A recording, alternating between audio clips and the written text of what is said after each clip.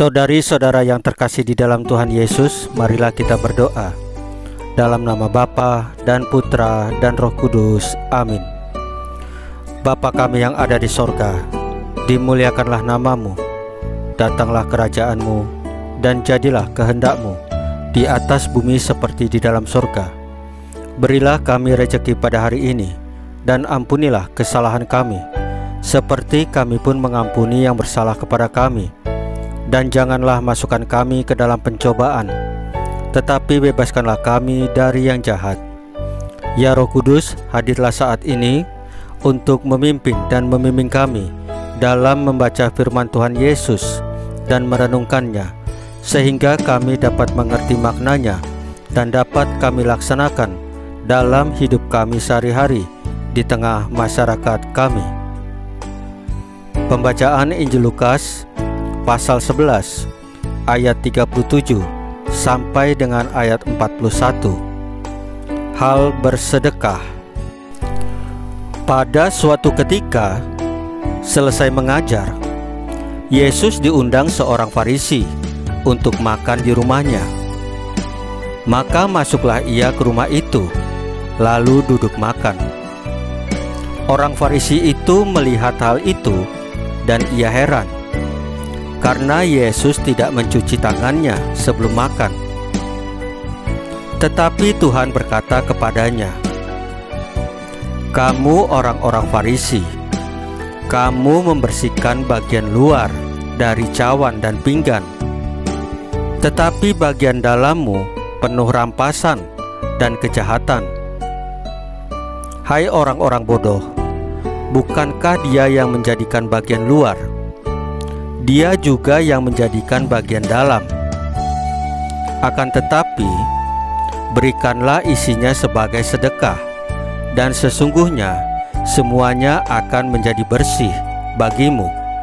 Demikianlah sabda Tuhan. Terpujilah Kristus.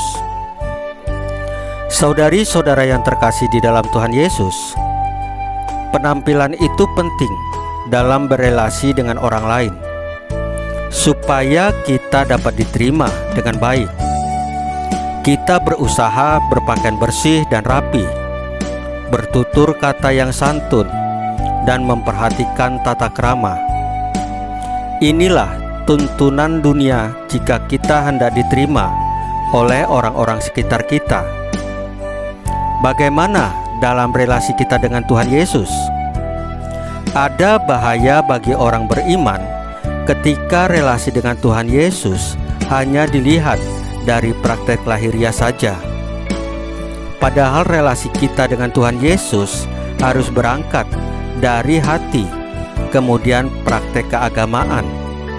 Tuhan Yesus mengingatkan kita untuk tidak hanya memperhatikan bagian lahiriah dan melalaikan bagian batiniah.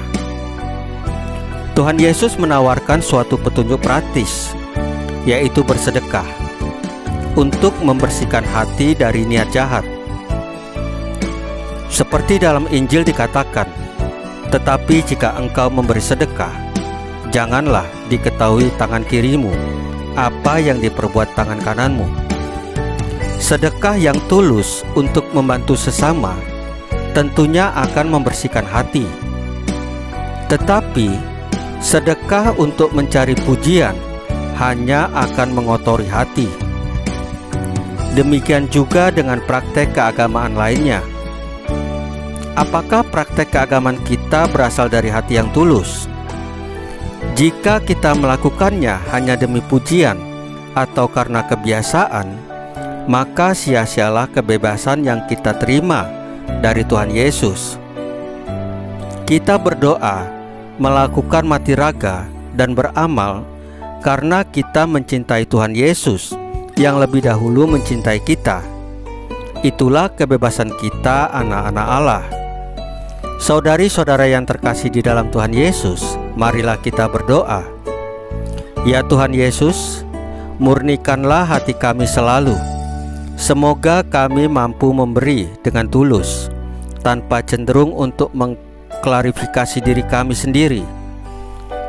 Salam Maria, penuh rahmat, Tuhan sertamu. Terpujilah engkau di antara wanita, dan terpujilah buah tubuhmu Yesus. Santa Maria Bunda Allah, doakanlah kami yang berdosa ini, sekarang dan waktu kami mati.